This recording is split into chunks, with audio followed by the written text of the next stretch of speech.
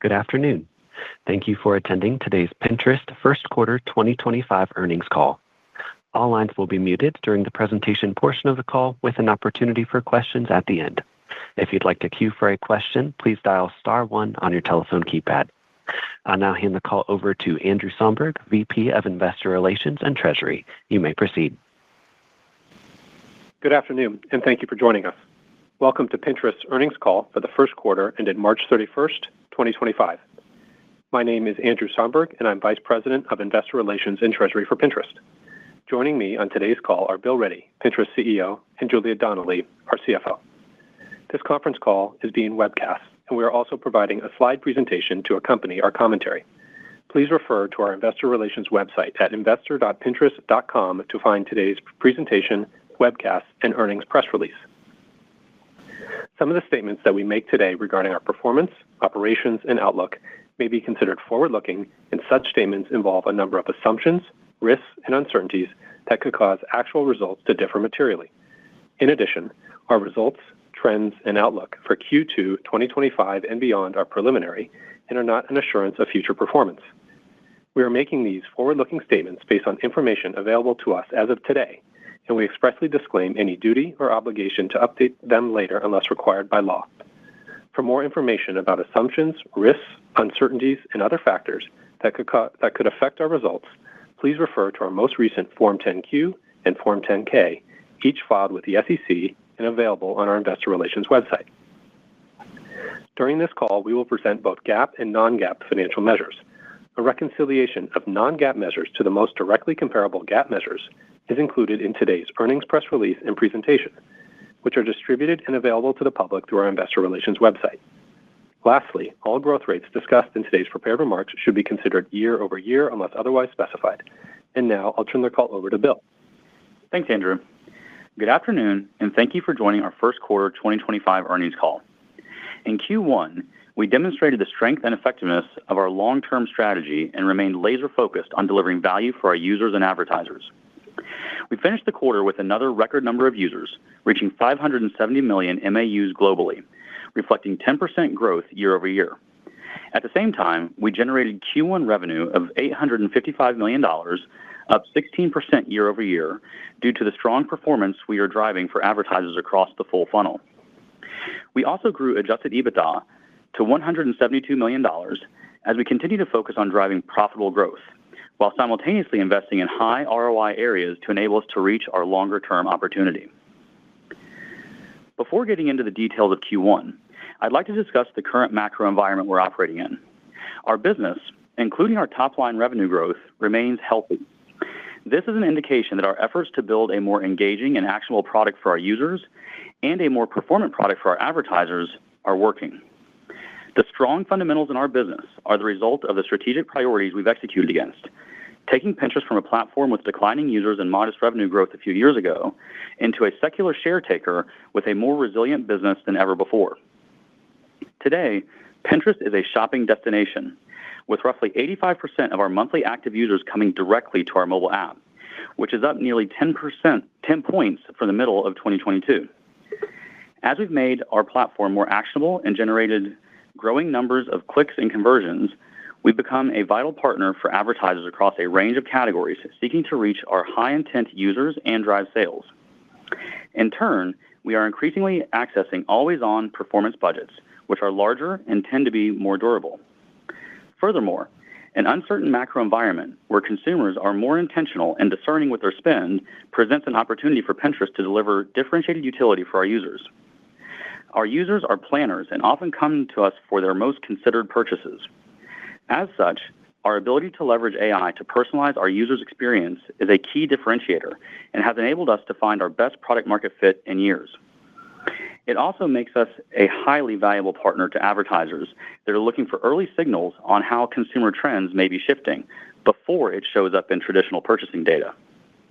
From where I sit today, I'm proud of our consistent execution, the progress we've made to improve the resiliency of our business, and I remain confident that the strategy we've employed will endure for the long term.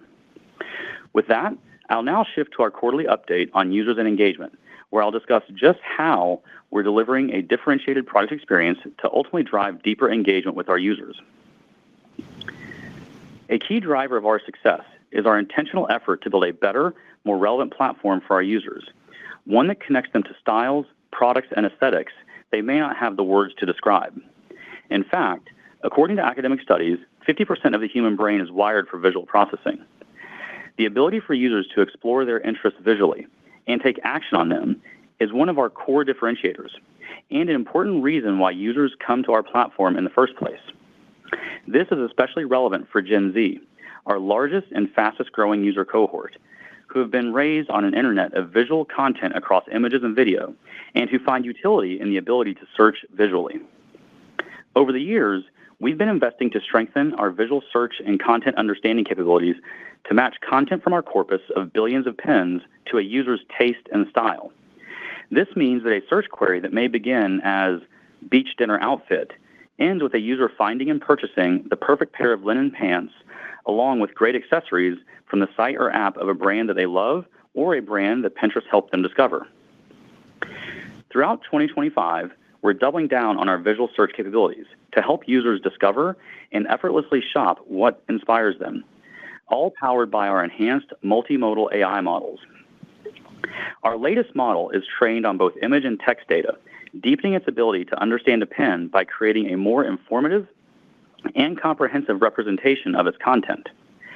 This allows the model to better interpret user input and ultimately provide better recommendations. In fact, our proprietary multimodal AI model that powers visual search on Pinterest is 30% more likely to identify and recommend relevant content from our corpus than leading off-the-shelf models.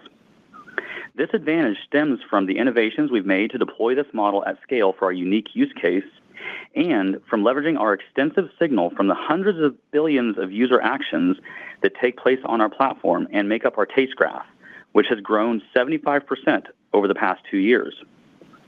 This ultimately leads to more relevant recommendations and a better experience throughout the user's journey. Leveraging this enhanced multimodal technology, we are unlocking a new level of personalization for our users. Earlier this month, we launched an entirely new user flow on women's fashion pins globally that upgrades the visual search experience on Pinterest, allowing our users, for the first time, to search and refine their tastes using multimodal image and text-based inputs. This new user experience flow starts with the search image icon in the form of a magnifying glass.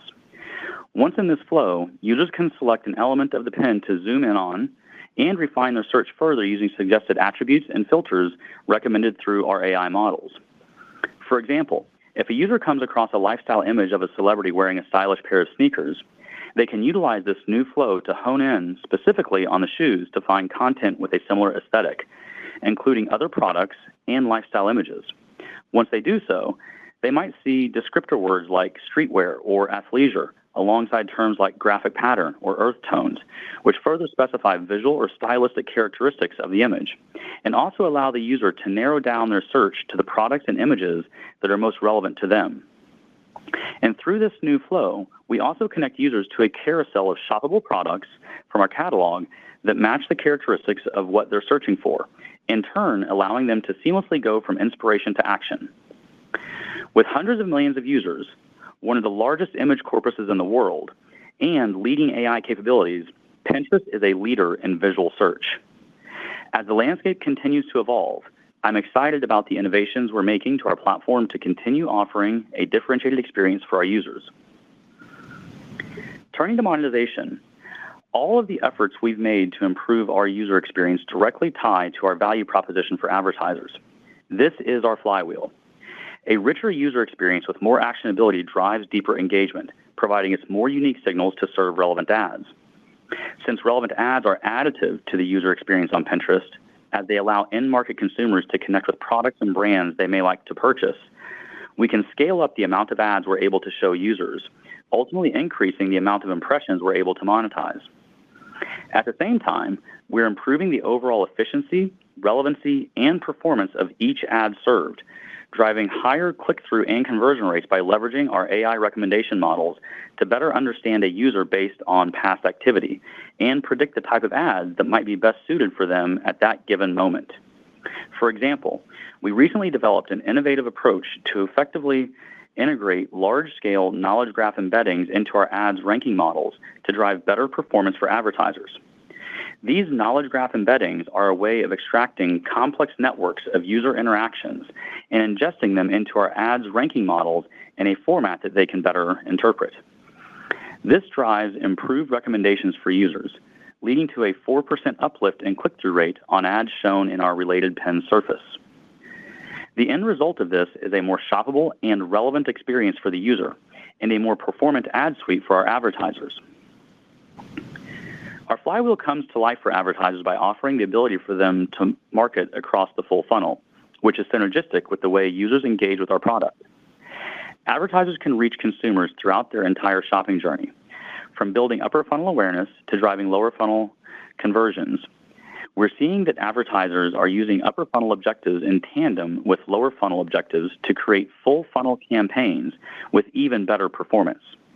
In fact, those who spend on multiple objectives see nearly 2 times higher conversion rates than those who spend on one objective alone. This approach addresses the longer-term industry trend we're seeing of CMOs seeking to tie upper funnel brand dollars back to their own revenue growth objectives. Turning to our lower funnel ad offerings, over the last few quarters, we've rolled out and expanded our performance solution set to drive advertiser value while improving the efficiency of advertisers' time and dollars. These efforts continue to yield benefits, with clicks to advertisers up significantly year on year, even as we lap the rollout of direct links. They also compound. As advertisers adopt multiple tools, they see more benefits accrue. As a result, some of the most sophisticated performance marketers in the world are spending 5% to 10% of their advertising budgets on Pinterest as they lean into our lower funnel tools and the improved performance in the form of increased clicks and conversions that we're delivering. In Q1, we made further inroads on our lower funnel performance efforts by launching additional bidding functionality into our Performance Plus suite with ROAS bidding, which went into general availability in March. Previously, our automatic bidding functionality optimized for the maximum number of conversions at the lowest cost. While this remains a core offering for many advertisers, ROAS bidding addresses the need for some advertisers who want to bid based on basket size. For example, a retailer with a large variance in catalog price points may want to bid on conversion value versus conversion volume. While still in the early rollout days, we've received positive initial feedback and adoption from advertisers. PacSun, a lifestyle clothing brand popular with Gen Z, saw a 3 times higher return on ad spend using ROAS bidding within their catalog campaigns compared to their previous campaigns. We also enhanced Performance Plus Creative with imagery sizing. Imagery sizing is a scaled way for advertisers to bring their shopping catalog creative, which may be designed or optimized for other platforms, and automatically enhance the ad's visuals through resizing and cropping to better fit the Pinterest platform. While still in beta, initial results on shopping ads using imagery sizing show a 6% improvement in click-through rate compared to those without. Through the year, we expect to test and launch more scaled ways to improve advertiser creative within the Performance Plus suite, further automating and optimizing the process of building campaign collateral for advertisers. Overall, we feel great about what we're seeing so far with Performance Plus. As a reminder, Performance Plus brings together existing AI-powered advertiser tools that we've built and launched over multiple years into a simplified campaign setup, while also adding new creative and bidding functionality. We brought this new automated AI suite into general availability in Q4 and continue to make meaningful product improvements to bolster our offering and drive efficiency and value to lower funnel advertisers. We consistently see that Performance Plus outperforms traditional campaigns in 80% of A/B tests, a testament to the continued value creation we're driving to our advertisers. While we're pleased with our progress, we're still in the early days of driving adoption and will continue to drive advertisers to adopt the full Performance Plus suite of solutions in the quarters and years ahead. Performance Plus is just the latest product in our suite of new lower funnel tools, which are leading to a significant transformation in our business. In our U.S. and Canada region, where we're furthest along in lower funnel shopping, we've been breaking into always-on performance budgets. We're seeing that some of the largest, most sophisticated accounts are increasing their share of wallet with us. And within those accounts, over 85% of their trailing 12-month spend has been in the lower funnel. We are also seeing budget penetration with the next tranche of advertisers, specifically those in the $1 to $30 billion sales range.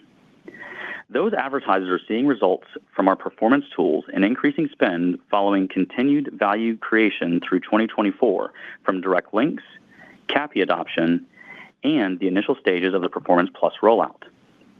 For markets outside of the U.S. and Canada, we are successfully exporting our lower funnel shopping playbook and increasing actionability. Revenue from our catalog shopping ads format was up meaningfully in Q1 year over year, with both the Europe and rest of world regions growing shopping ad revenue over 3 times faster than the overall revenue growth of their respective regions, as we drive deeper budget penetration in these markets and unlock new accounts focused on performance. International revenue is also benefiting from the scaled solutions we've unlocked over the past year, including resellers and other demand partnerships. In Q1, we expanded our reseller efforts to 8 additional markets, while making strong progress through these reseller partnerships in previously unmonetized or undermonetized countries. Finally, I'll touch on our commitment to improve conversion visibility and measurement. As the industry becomes increasingly focused on data-driven results, the need for privacy-centric measurement remains a priority, even as the privacy landscape continues to evolve. In Q1, we drove increased coverage of our privacy-centric measurement tools across our revenue base through continued adoption of our own solutions like Conversions API and Clean Rooms, and integrations with third-party measurement partners. We also recently entered into strategic partnerships with Northbeam and Triple Whale. These partnerships aim to improve the accuracy of Pinterest performance measurement by providing more comprehensive, cross-channel measurement to help advertisers understand the true value of their spend on Pinterest. Overall, I'm proud of our team and their continued strong execution on our strategic plan. With that, I'll turn the call over to Julia to share more details about our financial performance. Thanks, Bill. Good afternoon, everyone. Today, I'll be discussing our first quarter 2025 financial results and provide an update on our preliminary second quarter 2025 outlook.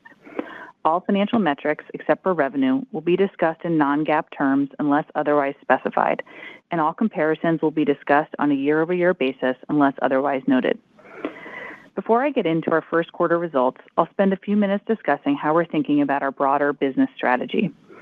Over the last few years, we've been executing on a durable long-term strategy focused on our key differentiators as a business, including the user commercial intent on our platform, the ability to create a relevant and actionable experience with ads as useful content, and leveraging our full funnel playbook to drive tangible performance gains for advertisers.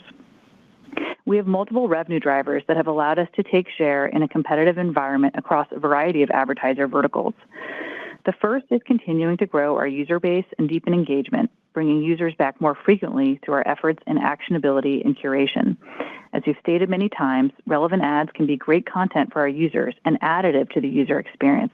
And as such, we see room to further grow our ad load as we increase monetizable supply through user commercial intent and more efficient ad delivery.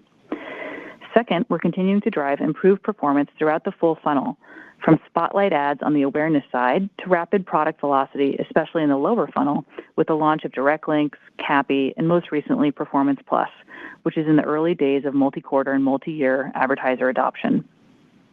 Finally, we're finding ways to complement our strong and growing first-party business through new sources of demand, including efficient ways to scale our monetization through partnerships such as resellers, which is starting to drive more meaningful revenue contribution in undermonetized and previously unmonetized regions.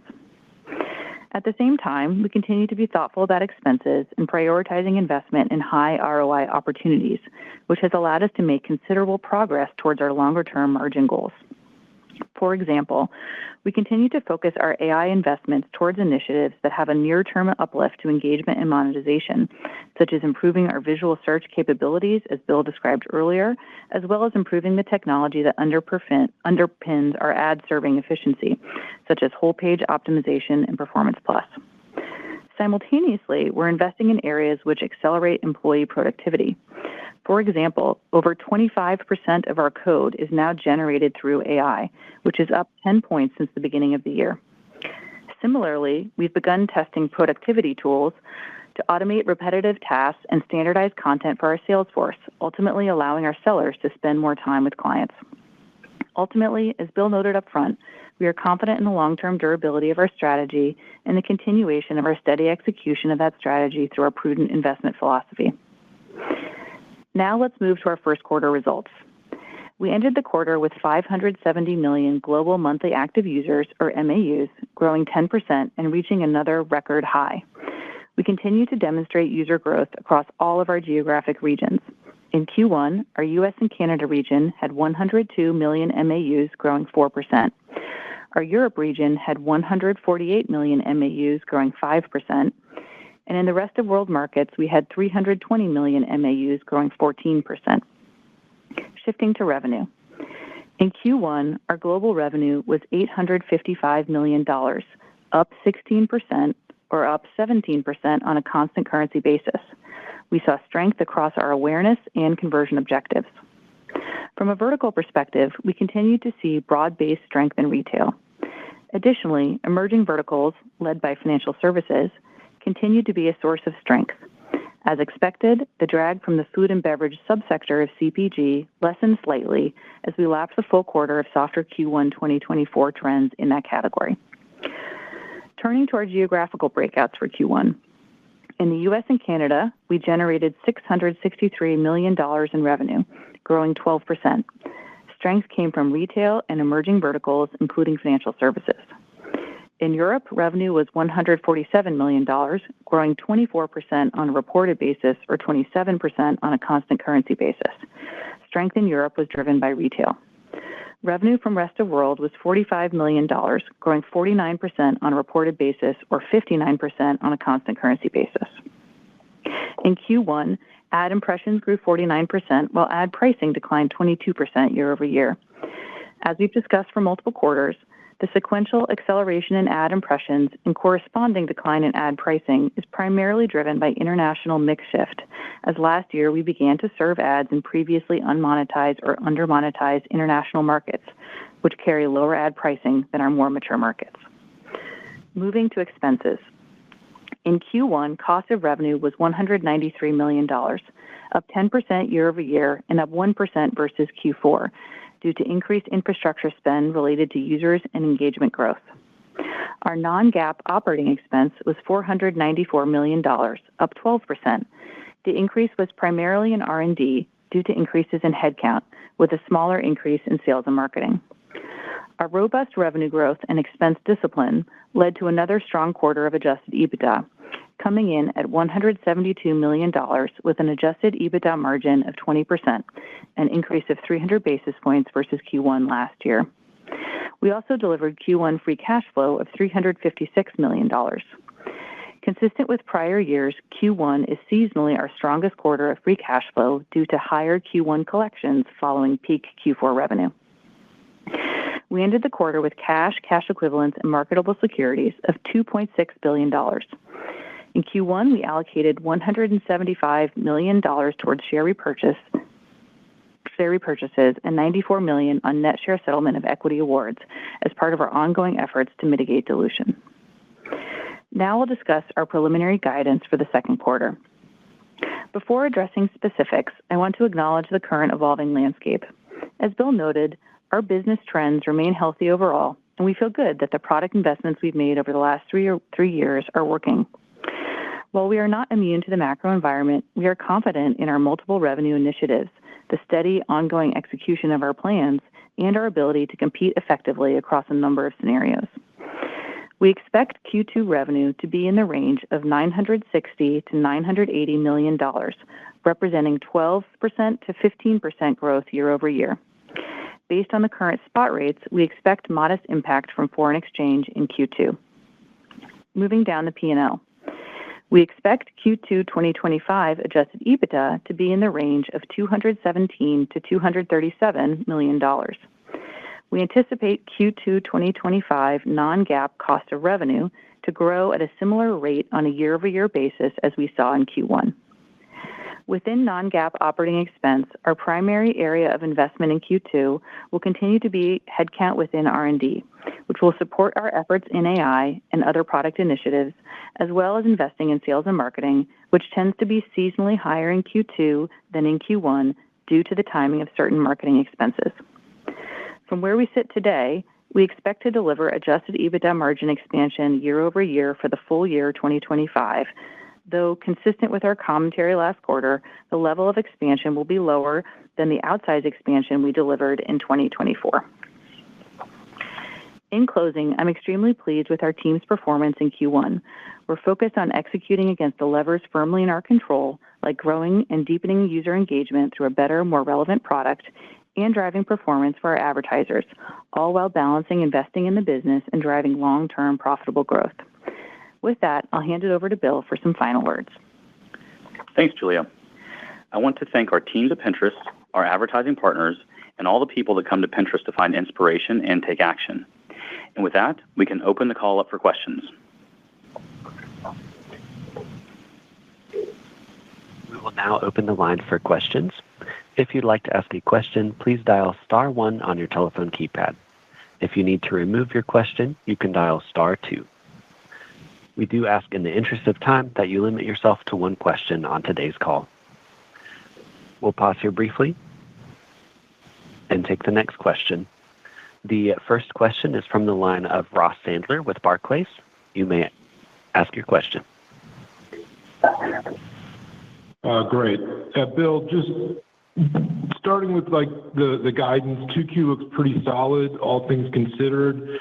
Just a very modest decel. We know you have Easter in the second quarter this year, which may help a little bit. But just curious what you're seeing in the pipeline, and are any of the kind of high tariff exposed categories in retail and CPG showing any softness thus far? How do you see this playing out throughout the year? Thanks a lot. Thanks, Ross. I'll take that one. So, first and foremost, as we noted in our prepared remarks, we're seeing strength in our business, and trends remain healthy both in Q1 and the early signals on Q2. Our products are really working well as we leverage AI to drive gains in relevance, personalization, and actionability for users, and drive increasing performance gains for our advertisers across a range of verticals.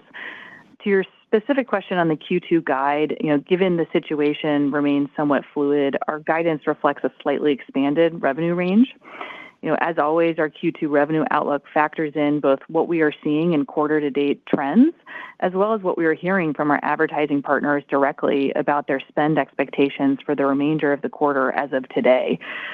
There have been small pockets of spend that have been impacted by tariffs in recent weeks. For example, like other platforms, we have observed a reduction in spend from Asia-based e-commerce retailers in the U.S., given the change in the de minimis exemption. However, we've also seen a geographic diversification from some of those Asia-based retailers to our European and rest of world user regions, and that's a theme that has continued to play out over multiple quarters now and continues today.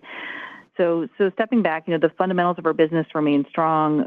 Our investments over the past 3 years against our multiple revenue levers have helped us build a more resilient platform that's a vital partner to advertisers, more so than ever before, and we'll continue to execute on the key strategic initiatives within our control.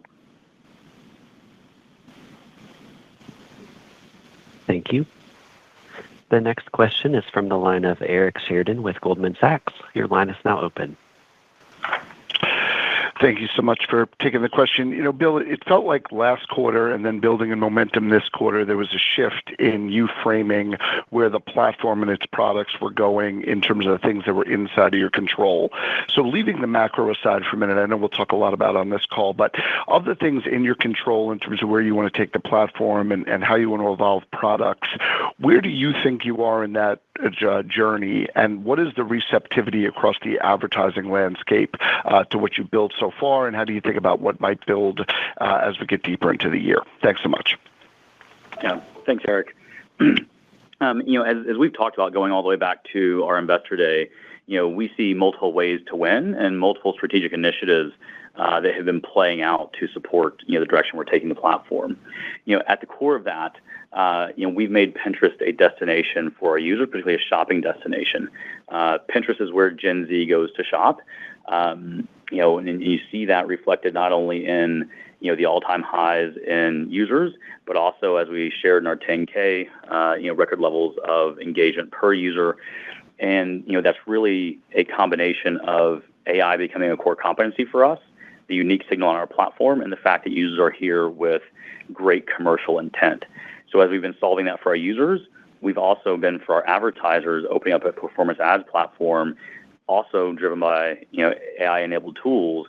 And we see it making it so that not only is there better commercial intent and actionability than ever before on Pinterest for our users, as advertisers have better and better tools to easily take action on that, they're finding that not only can they come take action, Performance Plus cutting campaign creation time in half, but also giving them great return on their ad spend and letting them meet users in a unique moment in their commercial journey where they clearly have intent but haven't yet decided what to buy, which is something really special about Pinterest, that in the Western world, we're the only platform that has on a single surface in the same app the user at every stage of the funnel. And we pair that with our unique curation that's giving us really, really unique signals, letting us do really great things with AI and the relevance of our recommendations, as I noted with our new multimodal model on the call.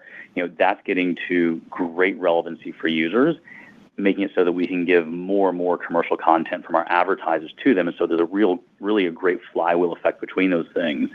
And then as we look at that, as we noted, we focused first on our home market as we were building that out.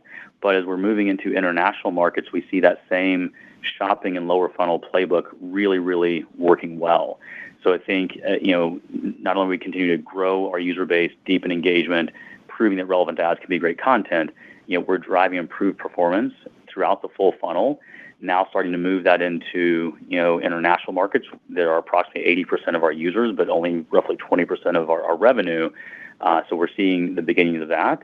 And, we're bringing in new sources of demand as well. So we're making it so that we can meet advertisers where they are, both on measurement and the ability to bring in new demand. And across all of that together, it's really creating a great shopping destination for users, a great performance ads platform for advertisers, and we're starting to take that global, all of that underpinned by unique curation signal and core competency in AI that I think, again, is that durable flywheel that we've been talking about for some time, but we've continued to build upon. And I would say, while we still have a lot more in front of us than behind us, we're early innings still on so much of this. I think we're well down the path in demonstrating just how unique the value proposition is, both for users and advertisers. Hopefully that helps. Thank you. The next question is from Brian Nowak with Morgan Stanley. Your line is now open. Thanks for taking my questions. I've two, please. The first one on Performance Plus. You've made a lot of progress driving adoption of that product with some of your larger advertisers. Is there any way you can talk with us about how to think about a rough percentage lift in same advertiser spend as you sort of rolled that tool out so far? And the second one, Bill, maybe a big picture one. You continue to deliver really rapid click growth to your advertisers. I remember last quarter was 90% plus growth and 100%, et cetera. What do you think is the biggest opportunity to sort of further close that gap between that rapid click growth you're sending to your advertisers versus your advertiser growth, your advertising dollar growth? Thanks. Yeah, thanks, Brian. In terms of how we think about the uplift from Performance Plus, I shared some stats on the call, around the uplift in ROAS from different components. It's important to note it's a suite of products, but we've also given the ability for advertisers to adopt a la carte. And so what we're seeing is that, those that have adopted, they're seeing, really strong performance that, when paired with our measurement tools that we've rolled out, is leading to, share shift and budget gains for us with those advertisers. And while we've not broken that out to say, what's the percentage lift from that, again, given that sort of advertisers can either take the whole suite or sort of choose a la carte, we are seeing quite consistently, as I noted in the 80% of the campaigns on Performance Plus outperform traditional campaigns. We are feeling really good about that progress, even as we still have a lot more functionality that we are building there. So again, we feel like the progress is quite strong, but a lot more ahead. As we've talked about with all these things, just think about these as sort of compounding effects that build on themselves, creating longer-term durable growth. No hockey sticks, or sort of, one-time ephemeral results, but these are like steady builds that just make us a better and more performant ad platform for advertisers and getting into more of those always-on performance budgets that tend to be, much more durable. So, we feel really great about those things. More to go there, but when you see things like 80% of campaigns on Performance Plus, outperforming, that's quite strong. The beta test results I mentioned of 20% CPA improvements on shopping campaigns. These are things that are leading to when you look at our growth rates overall being strong relative to the industry. These are reasons why we've become a secular share taker, but we think we have a lot more runway ahead of us than behind us, both in adoption as well as in the dollar share shift. And then to your question on the click growth, and sort of closing the gap between the click growth and the ad dollar growth, what I would say is that, we are seeing that drive, spend change.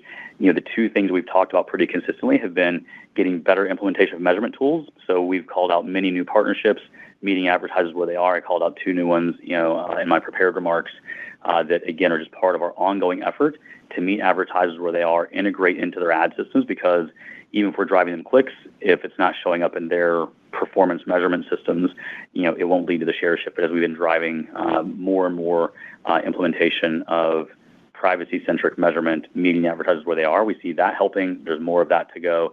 And then the other is around, making campaign creation easier and easier. So we've talked about with Performance Plus, that cutting down campaign creation time, as much as 50% or more. That's making it easier and easier for the advertisers to bring new campaigns on. If you just step all the way back from it, we only just went into GA with Performance Plus late in the year last year, and direct links was a year before that. So if you look at sort of throughout 2024, we had launched direct links that was driving clicks and conversions. Then we were pushing conversion API, measurement tool integrations, making so the advertiser could measure it, so then they could see the clicks and conversions. Then late in the year last year, we started to address the ease of campaign creation and optimization through Performance Plus. And so those are really sort of the legs of the stool, and they've only just all come together. But even with that, you see us, taking share, given the unique value proposition of what we're doing for our users. So again, I think that will continue to help us demonstrate that durable growth in our business that you've been seeing from us. Hopefully that helps. Thank you. The next question is from Shweta Khajuria with Wolfe Research. Your line is now open. Okay, thanks a lot for taking my question. We've seen some press reports about you testing with multiple partners. Can you please give us an update on your strategy for third-party demand? Thanks a lot. Yeah, thank you. Appreciate the question. So first thing I'd say is that nothing about our programmatic or third-party advertising strategy has changed. We've always said that our first-party demand that comes from our internal sales force would be the primary driver of our business, and that we would seek out demand from third parties as a complement to our first-party business, really to round out gaps in our auction. As such, we're consistently and constantly testing and iterating within our business to find the right sources of demand to round out gaps in our auction and drive greater actionability for our users. And we've been consistent about having envisioned multiple partners. And you saw us start with some of the largest players, Amazon and Google. But there are also a number of smaller players that can bring incremental demand to the platform. In service of that, we've been testing with multiple providers to open up access, and we've decided to work with Magnite, a leading SSP, as our next partner to help us aggregate smaller sources of demand. While there have been some speculation out there, there are no additional SSPs that we plan to scale with in the immediate future, but we do think this helps us to aggregate more of those sources of demand from other players through our Magnite partnership. And I view this as a steady progression and build of the business, which is consistent with what we've outlined. So just like prior efforts, these things will take time to integrate and plan a thoughtful go-to-market launch and scale. So, again, don't expect any big hockey stick moments, but it's part of the ongoing build of the business. I wouldn't think of this as immediate change in revenue trajectory of the business, but again, as part of that compounding effect of just making it easier and easier for advertisers to reach the really great commercial intent on our platform and us meeting advertisers more and more where they are.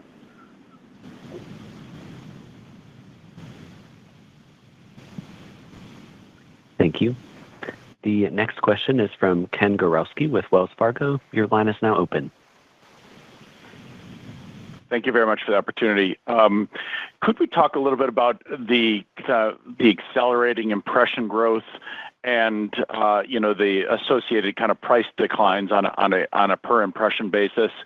Could you talk? I know that's a global number, and you referred to earlier some of the mix shift to international and adding, I think you said 8 additional territories.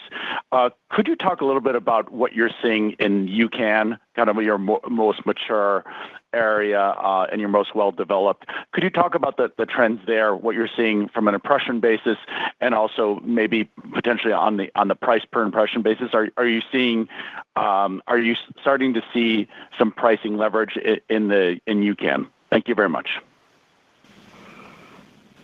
Hi, Ken. Yeah, thanks for the question. So, we've said for many quarters in a row now that the dynamics that we're seeing in terms of global ad impression growth and global pricing decline is primarily driven by international mix shift. As you'll recall, last year we began to serve ads and monetize previously unmonetized or previously undermonetized international markets. And so naturally, these international markets have lower total addressable market and also have lower cost per impression or ECPMs on average.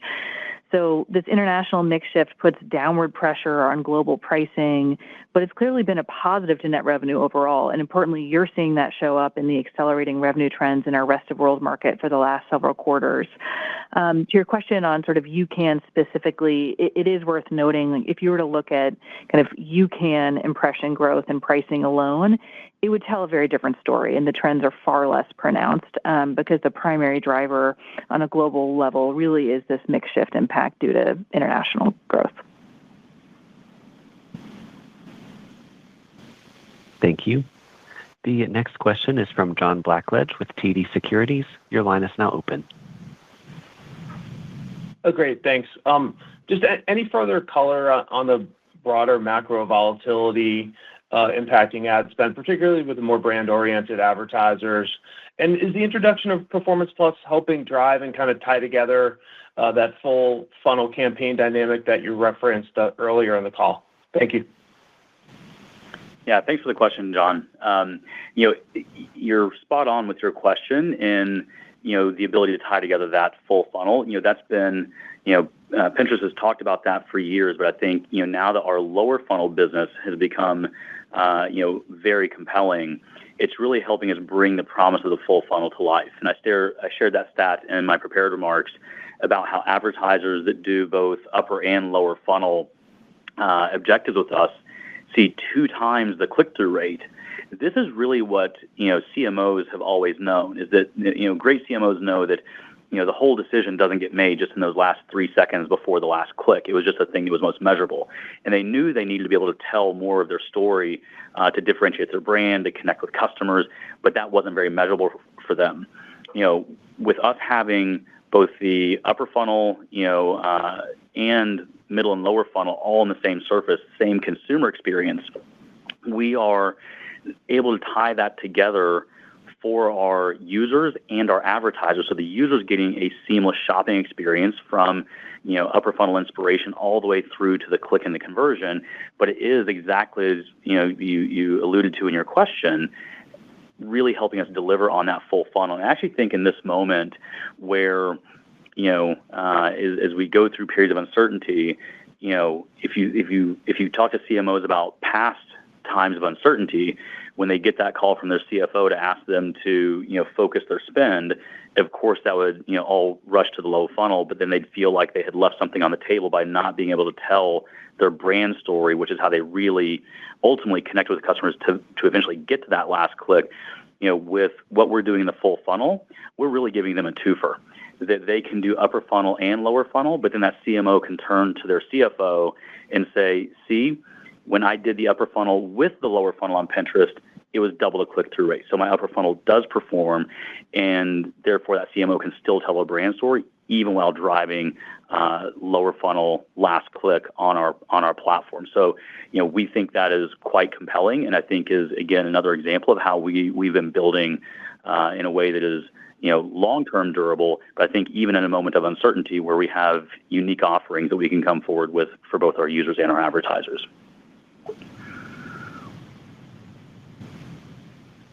Thank you. The next question is from Ron Josey with Citigroup. Your line is now open. Great. Thanks for taking the question. Maybe another one on two, please. And so the first one's just on advertising. And Bill and Julia, we've been talking about strength in the emerging verticals for a few quarters now, actually, since Analyst Day and before. And, we mentioned financial services. So wanted to hear more about these additional verticals that Pinterest is seeing success in. Maybe talk about some of the use cases and why Pinterest is a good fit for these advertisers, just given the focus on retail and commerce. And then, Julia, you highlighted in your comments 25% of code is generated by AI. That's up 10 points for the quarter.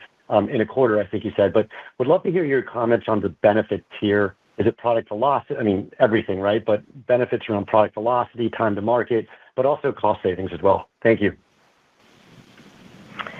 Thanks, Ron. Maybe I'll take the first one just to start out here on emerging verticals. And you're right. We've called out, financial services for many quarters now as one of several categories where we're seeing strong growth.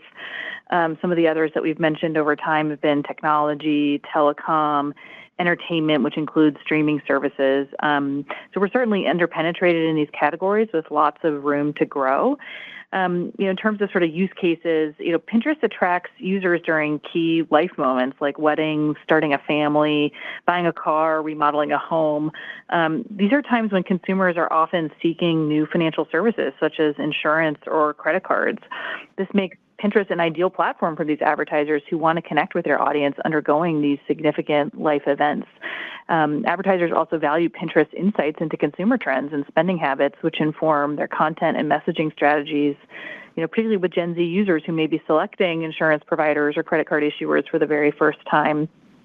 So in summary, I think we're seeing strength in these categories and believe there's an ongoing longer-term fit for these advertisers on our platform as we demonstrate performance for some of these categories, and we're starting to see some of these advertisers really leaning in.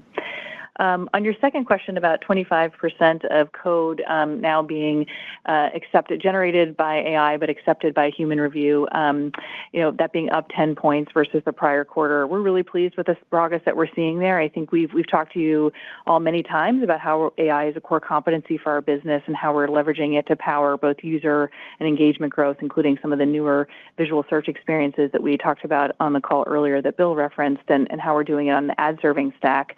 But I think we're also using it internally throughout our business to help accelerate engineering velocity. And I think you're starting to see just that pace of velocity really start to improve from us over the last year.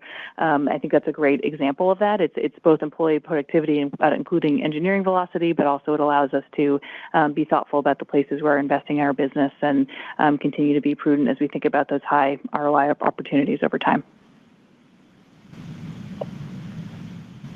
Thank you. The next question is from Rich Greenfield with LightShed Partners. Your line's now open. Hi, thanks for taking the question.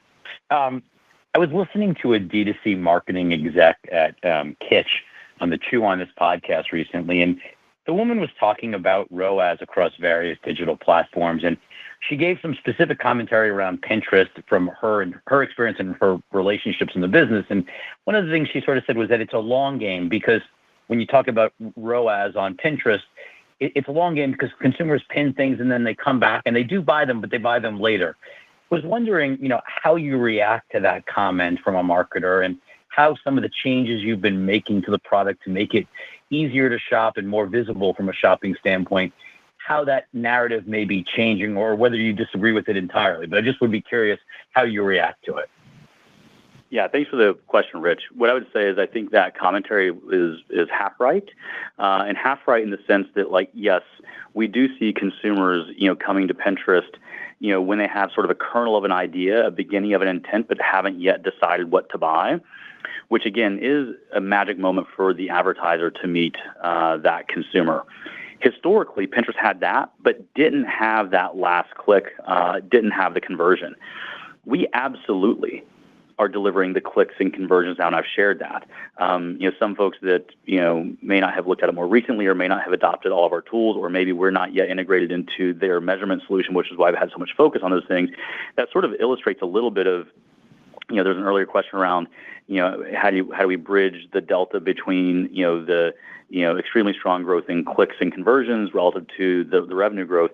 That gets to a little bit of that from a user perspective, the users absolutely are clicking and buying on the platform in addition to what they used to do, which was, curate, sort of planning ahead. Now it is all of those things. It truly is the full funnel. But as we've noted before, we're working through an adoption cycle with our advertisers, and the largest, most sophisticated advertisers have, that's why I've talked about them coming on the most quickly because they integrate through APIs. They're the most sophisticated. They see the arbitrage very quickly, and that's where we saw our strength first. Then we talked about that next group down in the sort of $1 to $30 billion in sales range is the group that we're starting to penetrate more and more with Performance Plus. And with our work to go meet the advertiser where they are through their measurement solutions. But we see that will, continuing on to more and more advertisers as we make it easier and easier to engage there. The last thing I'd say is, again, in this moment, one of the things that we are uniquely equipped to do is that, there are places, or if you're using third-party cookies, things like that, where people can see what users clicked and bought. We're able to see what users are planning to do before they do it. And in moments where you may have uncertainty, where there may be rapidly shifting consumer trends, we get insight into that well before it shows up in third-party purchasing data or those kinds of areas. And that makes us a great partner to advertisers, particularly those that are savvy enough and fleet of foot enough to go respond to rapidly shifting consumer demand. So again, that's an emerging area of strength for us that's just core to how our platform is unique in the industry, with truly now having that full funnel. But again, I think that commentary speaks to where we still have perception to shift, but those that have been astute and and on the more sophisticated end have gobbled up quickly. But we've got to make it easy for everybody else to access it too. And so we're doing that work to make sure we meet them where they are, and we're well down that path. But again, a lot more of that runway ahead of us. Hopefully that helps. Thank you. The next question is from Doug Anmuth with JP Morgan. Your line's now open.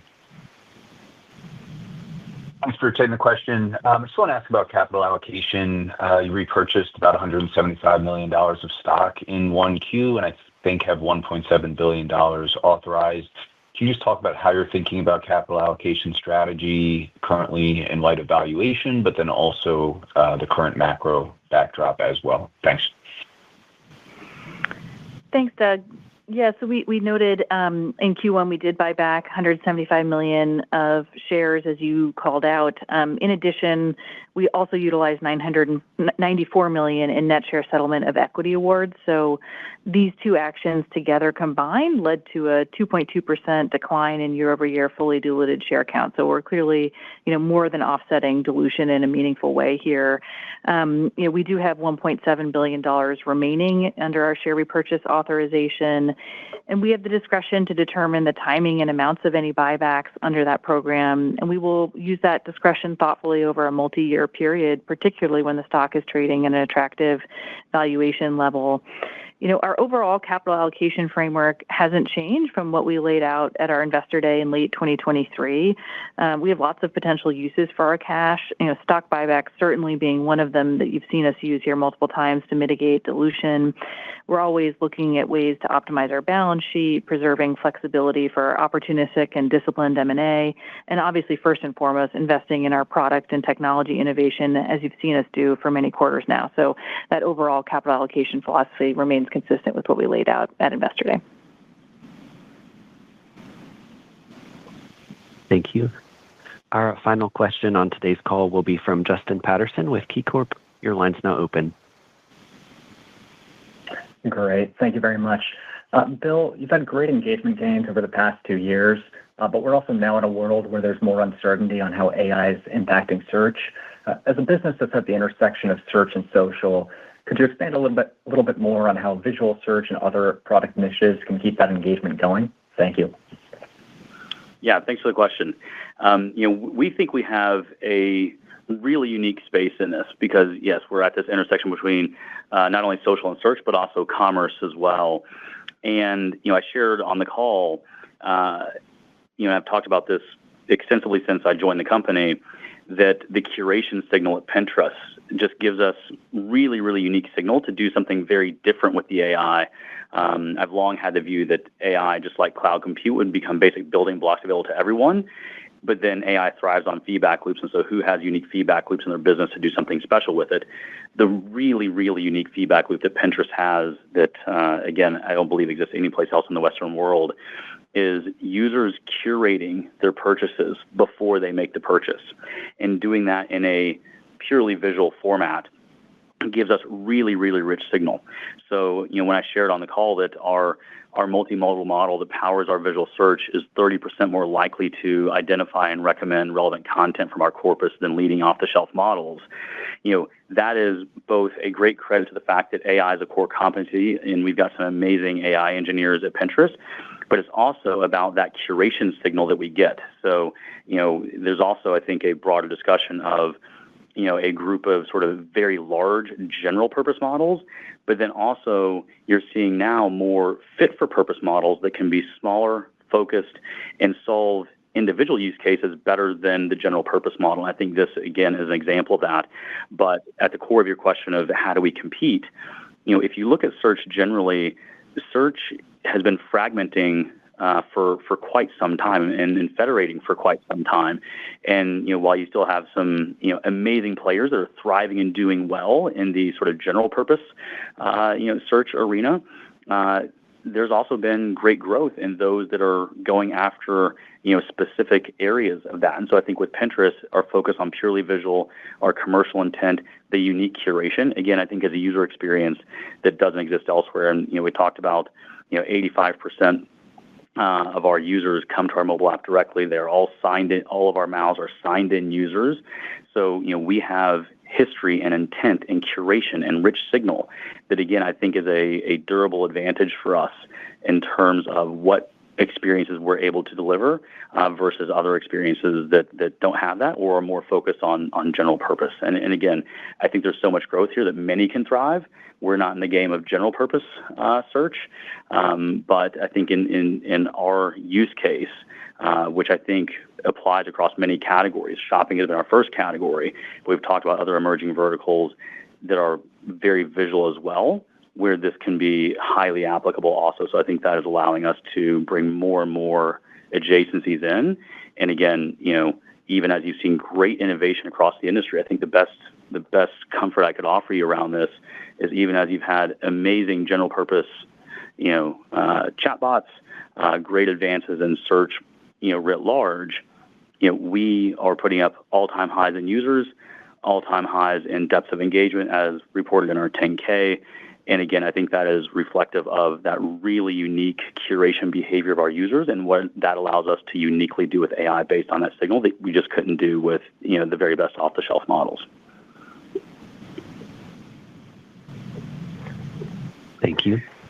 That concludes our Q&A session. I'll hand the call back over to Bill Ready, CEO, for closing remarks. Thanks again to all of you for joining the call and for your questions. We look forward to keeping this dialogue going, and we hope you enjoy the rest of your day.